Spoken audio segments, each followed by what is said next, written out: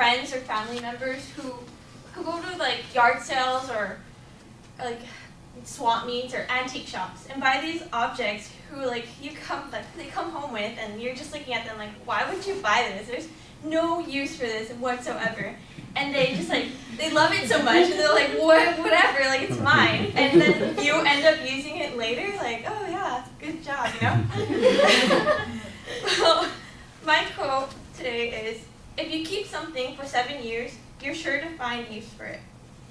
I agree with this quote, not just with like objects and buying stuff, but also with like friends and relationships and knowledge itself. But an example with objects, we decorated my patio years ago when I was about 7 to make it look like Mexico, this like rustic looking thing. But years before that, my dad had gone to the swap meet and he bought these like horse carts, you know, those carts where like are being pulled by horses. He bought one of those and he was really excited about it, and my mom hated it. She's like, what is this? We're not going to find a use for this. So we had it stuck in the backyard for a really long time. It was just gathering dust and rust and everything. But once the patio was finished, we saw the wheels on the cart. They were really big and like wooden and looked really cool. So we had this idea like, hey, let's take out the wheels and let's set it like on the walls of the patio, make it look like a cool decorative piece. And we put it on there, and everybody loved it. Everybody who walked in our patio were like, what, these wheels, are these like antiques, what the heck? So they loved it, and it was a really cool thing. Like, we've had that cart for years, and we found use for it later. You know, it was really cool. An example of how keeping fresh friendships could be useful in the future. My mom, she's never had very many friends. She's only had about 2-3 friends, her best friends that she's had for life. And she makes sure to like keep in contact with them. They're like working women, so they have to they have their lives and children and stuff. My mom recently, she had a surgery that she's had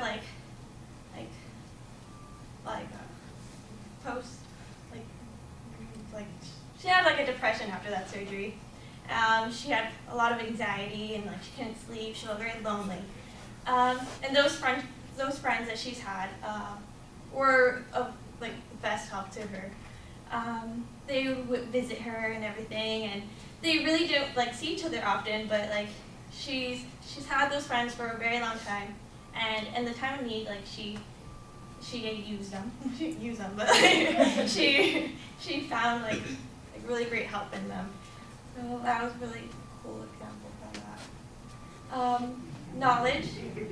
I was in a dance group. It was ballet folklorico, and I did that for 10 years of my life, and I loved it so much. It was that Mexican folk dance. Yeah, I did that, and I just quit last year actually. But for years, my mom would just be like, "Just quit, Andrea. Like you're never gonna find use for it. Like you're gonna like quit once you get into college and stuff." And like my sisters hated taking me to practice and everything, but I loved it, and I was just, no, like I'm gonna keep it. I'm gonna keep it. And I recently got a job at the YMCA. I'm an Anaheim Chiefs group leader, and we have the opportunity to start clubs at our school. And during like club time, and you get a little bit of a raise too if you do start a club. So during my interview, I told my boss that, hey, I do folklorico, and she was really excited. She's like, really, like, well, I've always wanted a club at my school, a folklorico club. So you've been doing it for 10 years. Like, hopefully you could do it too. Like, you can start that club. And I was like, yeah, of course. Like, I knew they'd be used to it one day. So, I'm actually working on finding skirt donations and shoe donations so I can start that club at my school and hopefully become a dance teacher while I'm a group leader too. And I have some use for that 10 years of learning how to dance. So, yeah, overall, if you have something, knowledge, friendship, or objects for like years, you will eventually find some use for it, like later in the long run.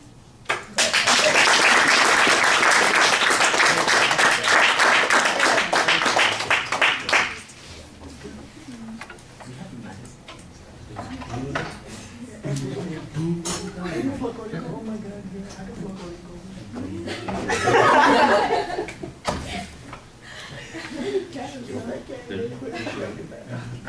Oh no.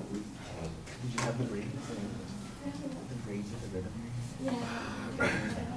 Dead you're down. Got the cute ass flowers.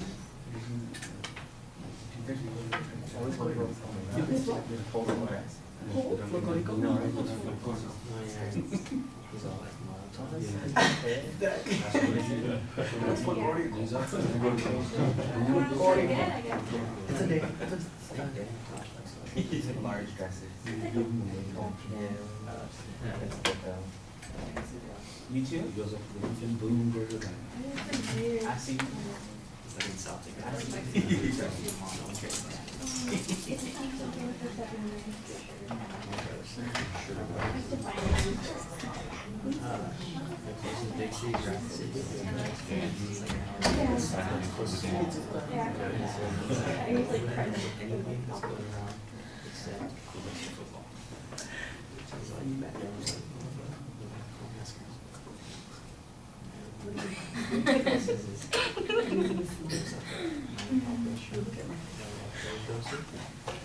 All right, Andrea, we've got several things that are really solid and a couple of things that you want to be careful about. I think that you've got a clear thesis statement. That's good. I like the lead-in with the story that you told. I thought that worked pretty effectively. There's actually a preview of what you're going to be going into, and then you kind of connect that lead-in about searching for the antiques to your first example, your dad finding that horse cart, and then you're being able to use it that way. That's a very nice illustration of the concept that you're talking about, and that works really well. And I think that the other examples fit into your thesis also pretty effectively. So that's all really developed in an interesting and entertaining way, and it's also nicely organized. So it was very clear and easy to follow. I do think that you need a smoother signpost on the third point because you just kind of dropped into that one.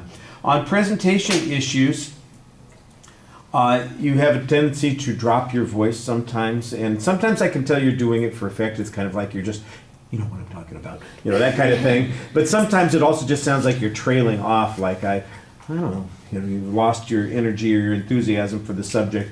And if you do it deliberately, that's fine, but when you're doing it and it's not deliberate, it sounds strange. And so you want to avoid doing that sort of thing. And that happened in a couple of spots while you were speaking. You've got huge energy while you're speaking, so I like that. There's a lot of energy in your voice, and you project pretty well as a result. There's a lot of variety in the tone. I thought that you also conveyed some, emotion in that second story especially. That worked well. Your face is very animated while you're speaking to us. That's good. I don't know how anybody else feels about it. I think you'd have to talk to them all individually, but when you watch back, you're going to have excellent eye contact with me. All right, this part of the room, I think you talk to 85% of the time. And then once in a while, I saw you kind of looking over at the other folks like, oh yeah, you're still here. You want to distribute it a little bit more. I think you'll notice that. I noticed it. Everybody in the center part of the room was getting a good amount of love. Spread the love around a little bit more consistently. I think that would be a good idea. All right, thank you.